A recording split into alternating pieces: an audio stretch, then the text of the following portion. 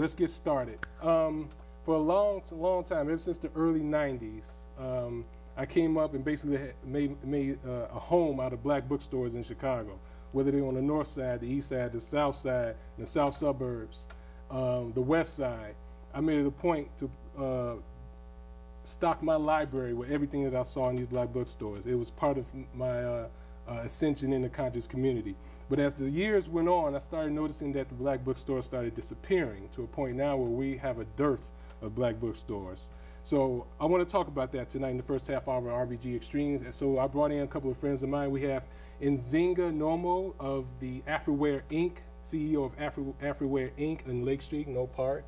And I brought in my brother, activist Randy Evans, who single-handedly stocked and funded many of these black bookstores, as you're about to see in a few seconds. So let's get right into the topic. Thank y'all for coming out. Thank you. Let's just start off. And Nzingha, I'm going to come to you first.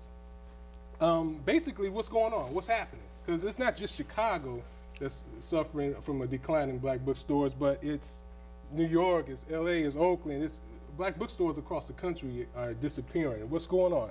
What's your analysis? You know, it's, and thank you, let me give thanks, verbal libation to our ancestors for giving us this opportunity to come together at this moment and discuss things. They've sacrificed so much, and I appreciate your work as well through the years. We appreciate it. And highlighting information, issues like this. Retailers right now are really experiencing some challenges. You know, this economy is nothing to play around with. Right. People are trying to eat, gas prices are above the roof, and books are the unfortunate last item on people's list. So we're also in an environment that kind of is so focused on instant gratification. Right. And that isn't gotten from a book. You know, a book is a day-to-day experience. That depends on the person seeking gratification, too. Absolutely. But this, this lifestyle that's been indoctrinated in American society in general is so detrimental, I think, just to the human family in general, but to readership in particular. Who wants to read a book when, you know, you're being hounded about you need to get your bling bling on and all of these material things? It doesn't help things that keeping us away from ourselves, keeping us from reading about ourselves. It doesn't help that those who our oppressors, our enemies, those who are working against us. It doesn't help that they financially gain from this in so many different ways, because keeping us away from ourselves keeps us dependent on other people. And we have so many resources within. We don't really need anybody else. You know, right. As Dr. Clark said, we need to be our own best friends. And in fact, we are our only friends. Mm-hmm. So when it is not surprising, and it's not by accident that in some cases we're our worst enemies, because this is the plan that others have for us, and it's to their financial gain, so, to keep us at ourselves. This whole Willie Lynch-ism is very financially profitable. So a point that you brought up in regards to, there are distractions. Absolutely. And I've always stated that, I've always made the contention that there's a deliberate effort to keep African people, black people, whatever you want to call yourselves, it's a deliberate effort to keep us ignorant. Absolutely, to so keep us lost. Just to come to Randy, I'm going to throw this one to you. What do you feel as, why do you think these distractions are here? Why do you think there's a deliberate intention to keep African people specifically from having certain information and knowledge? Well, I think the reason why is because it's about power.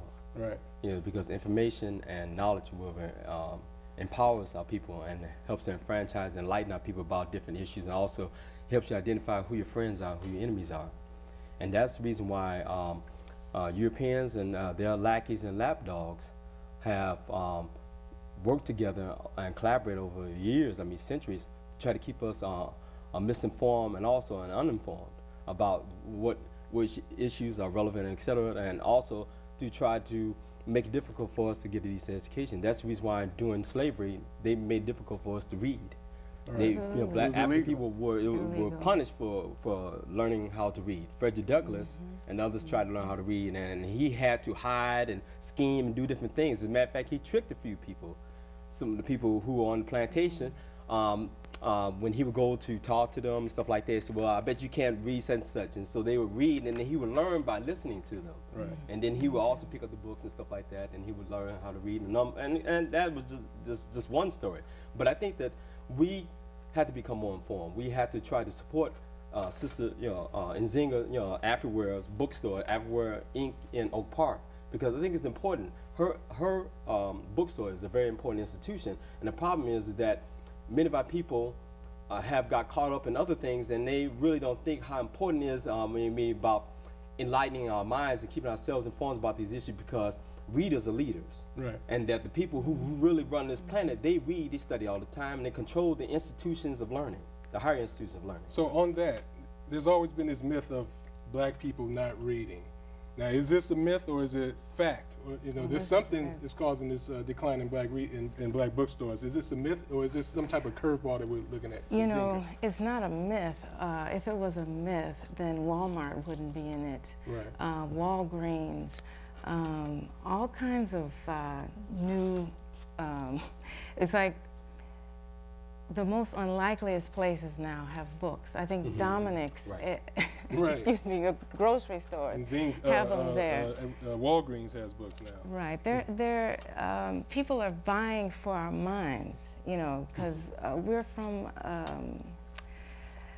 the first people on this planet. We built civilization, so everybody's trying to grab our minds so that we do not wake up, find out who we are, and make things right. And I'll leave that to your imagination what that means. But, it is so unfortunate that some of us have bought into this. Right.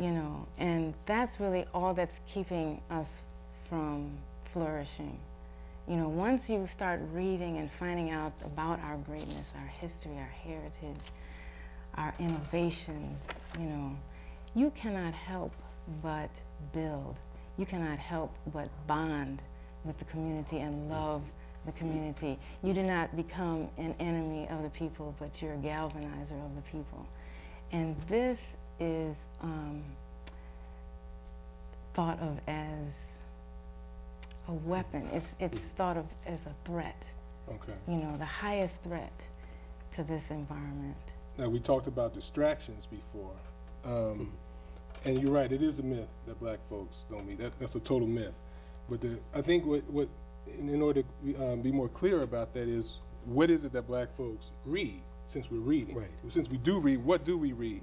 And I've noticed that my times of going into these bookstores when they had people in them, I've noticed that certain people went to certain sections of the bookstores. Right. Every bookstore in Chicago had a certain temperament or a certain political stance based on the owner of the bookstore. Absolutely. Right. If the owner of the bookstore was a Christian and they were into poetry, that's what was on. That's what was stocked on the shelves. If they were into inspirational books and what's that boy's name, the preacher down south, T.D. Jakes, those type of books, they'll stock their stores with those books.